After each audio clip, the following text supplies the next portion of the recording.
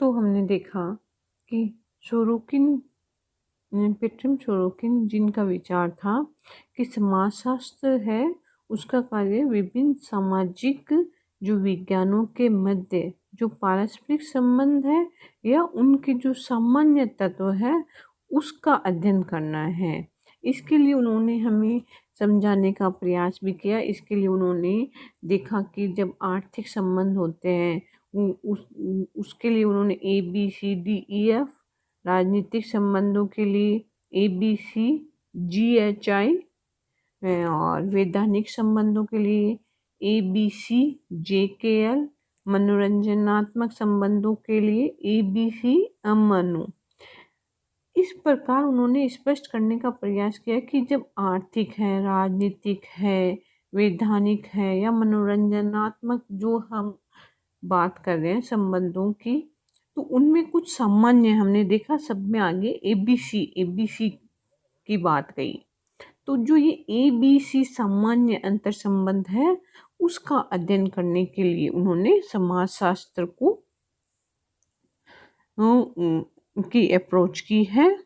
अब हम देखते हैं कि जो हमारी सिंथेटिक स्कूल है उसके प्रमुख पक्षधर इमाइल दुर्खिम, जिन्हें फाउंडिंग फादर ऑफ सोशियोलॉजी भी कहते हैं, उन्होंने देखा कि समाजशास्त्र का अध्ययन हमें एक सिंथेटिक रूप में करना चाहिए, ना कि एक विशिष्ट या स्वतंत्र विज्ञान के रूप में। इसके लिए उन्होंने समाज में मुख्य रूप से 3 भागों में समाज के अध्ययन के लिए मुख्य रूप से 3 भागों में डिवाइड किया था। इनका मानना था कि जो समाज है उसकी जो समाजशास्त्र है उसकी जो अध्ययन वस्तु है या विषय का जो क्षेत्र है वो सामाजिक तथ्य के रूप में उन्होंने परिभाषित किया, और जो सामाजिक तथ्य है वो हमारे कार्य करने, व्यवहार करने, हमारे की जो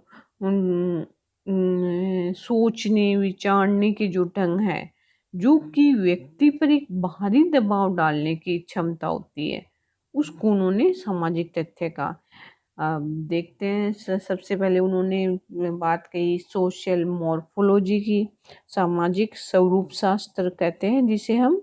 इसके अंतर्गत उन्होंने देखा कि जो हमारा भौगोलिक पर्यावरण है और जो सामाजिक संगठन जो सोशल ऑर्गेनाइजेशन या सोशल जो स्टेटस है या जो अपना सोशल सिस्टम है उस पर उसका अध्ययन किया और उसके प्रभाव को देखने का प्रयास किया। इसके साथ ही उन्होंने इसमें सोशल मॉर्फोलॉजी में जो हमारी पॉपुलेशन है उसकी जो डेंसिटी है, जो उसका डिस्ट्रीब्यूशन है, उसे भी उन्होंने सोशल मॉर्फोलॉजी के विषय क्षेत्र के अंतर्गत।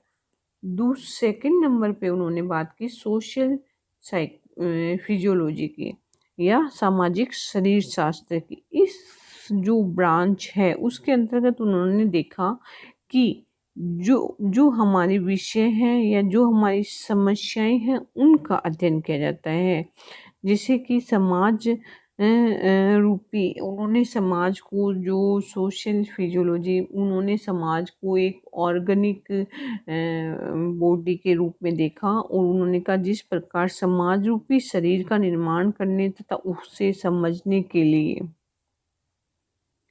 हमें विभिन्न समस्याओं का, विभिन्न विषयों का अध्ययन करना पड़ता है, वैसे ही समाज को समझने के लिए भी हमें कानून, धर्म, भाषा, परिवार आदि विभिन्न एस्पेक्ट्स होते हैं जो समाज के, उन्हें समझना आवश्यक है।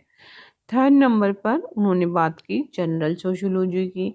इसके अंतर्गत उन्होंने समाजशास्त्र की विषय वस्तु को के इस जो जनरल सोशियोलॉजी है उसमें उन्होंने समाजशास्त्र में जो सामान्य हमारे कार्य होते हैं, हमारे सामाजिक तथ्य होते हैं, उनको जो हमारे सामाजिक नियम्स होते हैं उनको इस में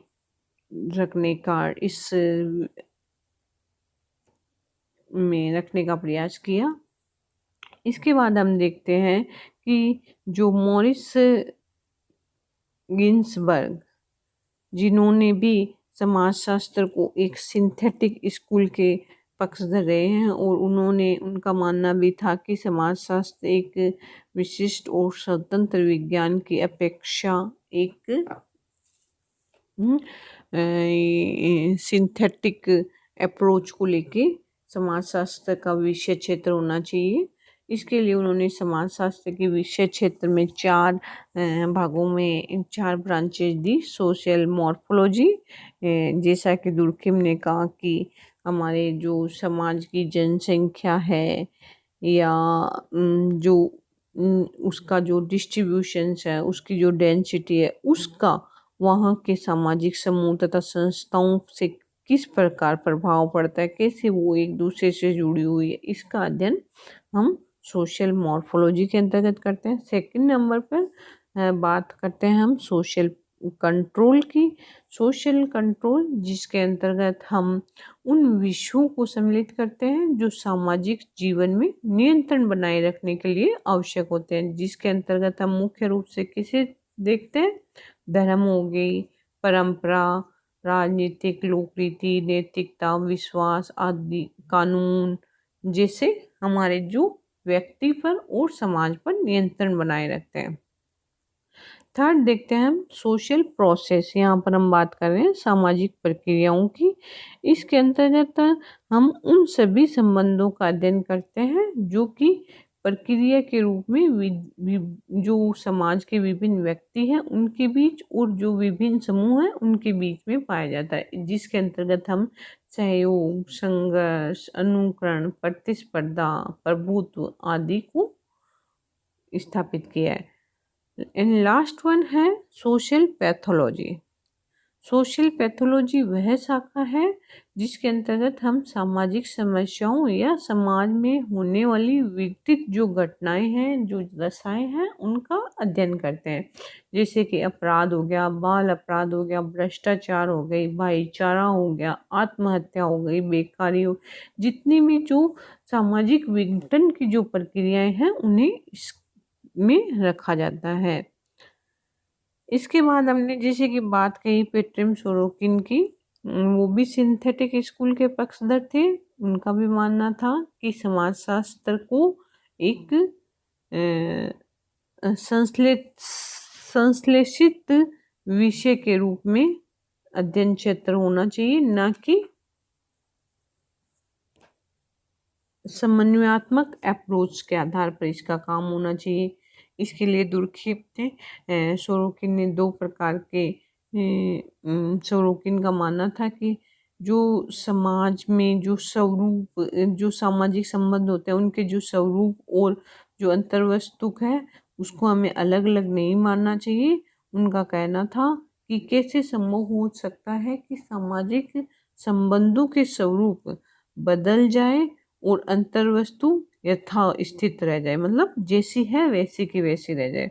वस्तुतः उन्होंने लिखा था कि सामाजिक संबंधों के स्वरूप और अंतर्वस्तु एक दूसरे पर आश्रित होते हैं और एक के बदलने पर दूसरे रूप में जो परिवर्तन होता है वो स्वाभाविक ही होता है। जैसा कि जॉर्ज सी मिल ने कहा कि भाई हमें सिर्फ सामाजिक संबंधों के फॉर्म की स्टडी करनी चाहिए, वहीं पेट्रिम सोरोकिन का मानना था कि नहीं, जब हम फॉर्म में परिवर्तन होगा तो उसके कंटेंट में भी परिवर्तन होगा। यहाँ पर हम देखते हैं कि उन्होंने जनरल सोशियोलॉजी और स्पेसिफिक सोशियोलॉजी के लिए बात कही है। जनरल सोशियोलॉजी में उन्होंने उन सभी इंस्टीट्यूशंस की बात कही है जो पूरे संपूर्ण वर्ल्ड में एक जैसे होते हैं, जैसे फैमिली है, रिलीजन है। और सेकंड हम देखते हैं स्पेसिफिक सोशियोलॉजी, उसमें उन्होंने उन इंस्टीट्यूशंस की बात कही या उन सामाजिक जो समाज में होने वाली घटनाओं की बात कही जो कि पर्टिकुलर एरियाज में या पर्टिकुलर क्षेत्र विशेष में ही पाई जाती है। जैसे कास्ट सिस्टम है जो केवल इंडिया में होता है, रेस सिस्टम है जो अमेरिका में पाया है, आदि और भी प्रकार के हैं जिन्हें हमें समाज स्पेसिफिक सोशियोलॉजी के विषय क्षेत्र के अंतर्गत रखना